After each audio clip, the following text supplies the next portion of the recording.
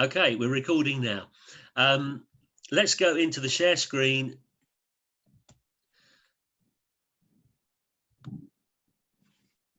The writing challenge, the power of writing challenges as social justice. My Twitter @BobCox_SFE. I hope this is going to interest you. I hope it already has. If so, please contact me. Please look on my website.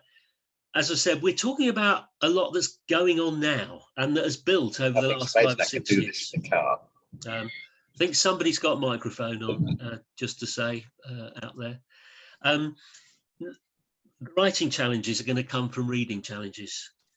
Quality writing to quality text to quality writing is something we're often saying. So look at this, just this little sliver from W.B. Yeats, all about symbols, beautiful poem, The Song of Wandering Aengus.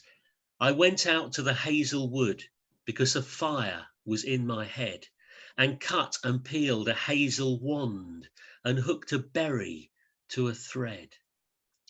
We get our teachers exploring the hazel wood, the ancient imagery, the fire in the head. Think of that word fire and the associations and how unusual that association is compared with all the other ways in which we think of fire. That's something any pupil can be a part of in a class discussion. And a wand, a hazel wand. Well, what have they read before about wands? What have they seen in films? And hooking a berry to a thread. It can all link together as images of nature. Wonderful. And it's for everyone. Why would we start to say, oh, well, that's only for some pupils? Or that's the sort of, our school is ready for that, but our school isn't. It's for every pupil. And you get word depth, and you can link with other stories about a wand. And we use thinking engines. Noticed, noted, not sure would be a good one. You notice what you notice. They write down anything that might mean something to them. Then they note down the most important thing. Then they note down the questions, the not sure, giving the teachers a chance to move in. Take a look at the rest of that poem, please, on a free video by my colleague Leah Crawford, and you'll really enjoy that. This will all be available later if you do miss any of the links. You can always email me as well. These are opportunities. They're not plagues. I love Doug Lemoff's Reading Reconsidered, but he talks about the difficulties of language, archaic language, as a plague. Well, we call it an opportunity. The more the extra dimension of quality text, past and present, becomes planned for, the more the level of challenge becomes less threatening. It's about routines. That's what we found. That's where you get social justice, where you can work through the difficulties of harder words and language to actually give access, inclusion, and excellence for all. And that is very much social justice. So it's, in a way, in a long career, something I picked up some time ago is that there's a tendency with children who find literacy a bit hard to set things which are much easier. What we're saying is maintain the complex texts, but give access. So they are part of that rich curriculum. It's for everyone. Once they start dropping off that spectrum of aspiration, as well, that can be a journey that is difficult to come back from. So we think it's really important to keep up the rich curriculum for all pupils. It's Dear March, Emily Dickinson. Dear March, come in. How glad I am. I hoped for you before. Put down your hat. You must have walked. How out of breath you are. And then May from Amelia at Mottingham. I hoped you would come. I've missed you. For a second, I thought you were here. You haven't been online for a year. Did I do something wrong? We get these quirky pieces because they've been reading something that's quality. And there's a link I'll give you later where you can use the pupils' work in your own classrooms. Sympathy, Paul Lawrence Dunbar. I know what the caged bird feels, alas, when the sun is bright on the upland slopes, when the wind stirs soft through the springing grass and the river flows like a stream of glass, When the first bird sings and the first bud opes, and the faint perfume from its chalice steals, I know what the caged bird feels. Lexi, I know how the caged snake feels, alas, when the dehydrated grass dances in the soft breeze, when the sun shines onto the water hole below and the crackling bushes' leaves start to grow, when the welcoming cool rain hits the crisp, thirsty trees. I know how the caged snake feels. Thank you, Lexi, Westview Primary, Ad Astra Trust, Hartlepool. That particular trust have done some wonderful work introducing children to complex, fascinating, curious texts for every pupil, social justice. And you can intersect with it at your own level with all the access. Pictures are part of the access. Pictures are by my daughter, Vicky Cox. They run right across the 5 books in the series. So how does it become a norm? In the brief time I have, I can just give you some pointers, because we've got schools working long term. We've got schools who've worked with us for 5 years, schools with started working with us last month. It's cultural. It becomes a norm, not overnight, through determined teachers, great heads, inclusion and excellence, not just talked about, put into action in the classroom with more challenging texts given access. The plan and the progress can be via concepts like personification, deeper objectives, and it does need to be worked through the curriculum in a progressive way. We love taster drafts, we call them writing for reading, that come earlier on in the process, picking up on a sliver of text like the one I showed you from W.B. Yeats. Access can be via visuals, music, drama as well. The ways in are important. That's why the book series is called Opening Doors. We've got an Opening Doors schools list on the website. Do have a look, which shows our vast network of partners, some organisations like Hearts for Learning, and some trusts and LAs. We just started working with Greenwich. And it's really, really exciting. Questioning via a big Opening Doors question we value as well. The big question is set like a huge maths problem is set, and the teachers track the stages. Everyone is a part of it. The toolkit, the Opening Doors strategies, there's very little time to mention that now. Do by all means put your questions in, because I'm going to stop in a couple of minutes and I'll answer them before the end. But if you wish to find out more, you'll see there's a whole toolkit of strategies. And the teachers move to their own mastery. I think that's been vital. The teachers get more and more confident, and so what again is to them a challenging text becomes a norm. Those are the books. Yeah, down here. So I think somebody's got the microphone. I don't really believe it, and I want you to panic. Somebody's got the microphone on in a fairly major way, just coming through there. Those are the 5 books on the Opening Doors series. 2 of them are 10 to 13. The Opening Doors to Famous Poetry and Prose is Key Stage 2 into 3, so very useful for transition. And there's my website. We need to be constantly searching for the means to make equity and excellence a reality. Why is it social justice?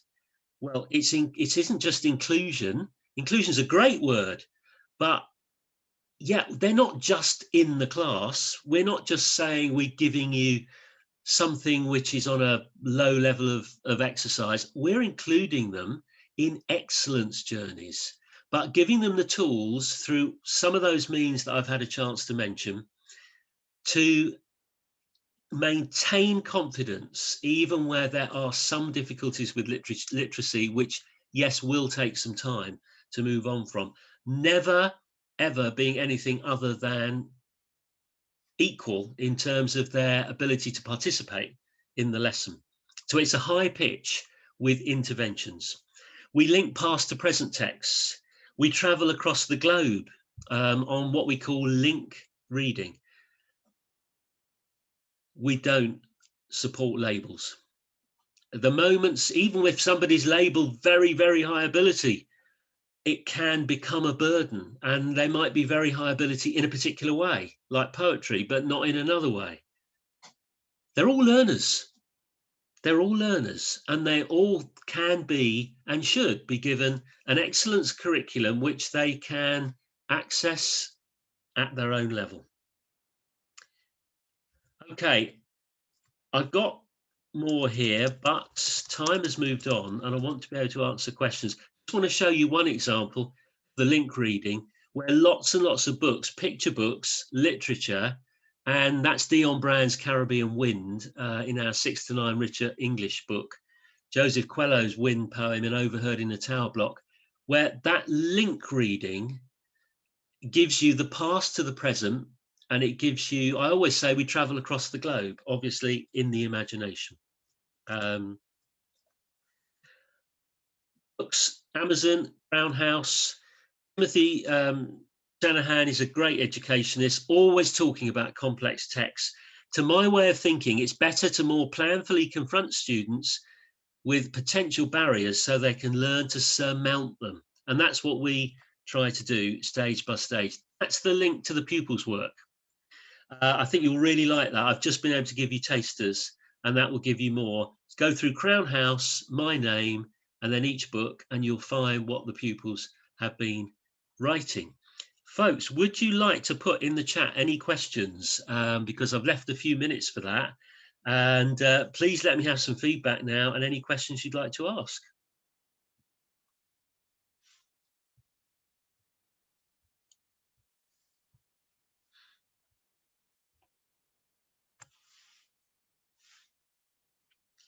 Have we got any questions out there? Questions, please. Questions or feedback? Thank you very much. I think I saw something coming through there, but I can't actually see it. No, perhaps I didn't. I have one, but it's a little complex. Okay, I understand. Is it possible to give me an idea? Do you want to email me? Just email me and follow me on Twitter. Do a direct message on Twitter, and that's fine. You know, I'll reply, Lucy. That's absolutely fine. Yeah, if you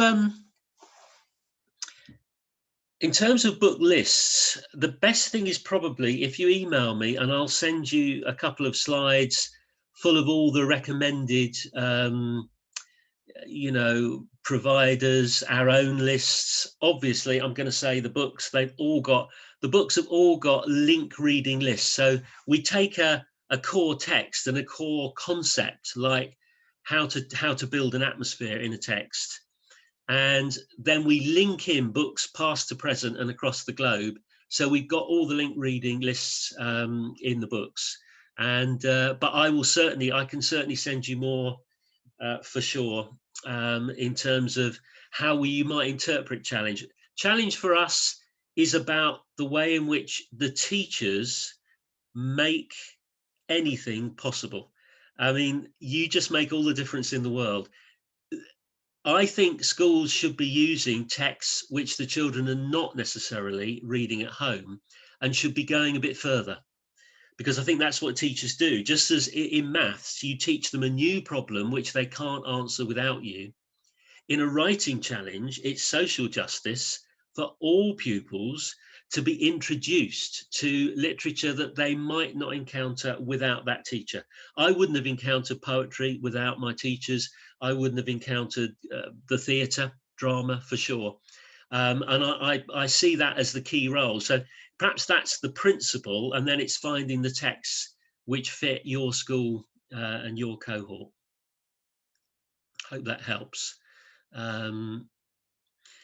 Any more questions I can answer? I don't know. I find some people are a little bit surprised about social justice being linked with something complex, and that's the mindset jump. That it's not me personally. I've just facilitated it with the schools with whom I work, and it's so exciting because teachers are getting back to us. I don't believe what the children are writing. That's because they weren't asked to write that before. They weren't asked to use the complex text before. So it's a mindset jump that is needed to realize that younger children in particular really can access something quirky and unusual, but only with the help of the teacher. I think when sometimes people have said, look, this looks too hard, what they mean is they're imagining the children doing it by themselves or doing it as a test. But that's what teachers do.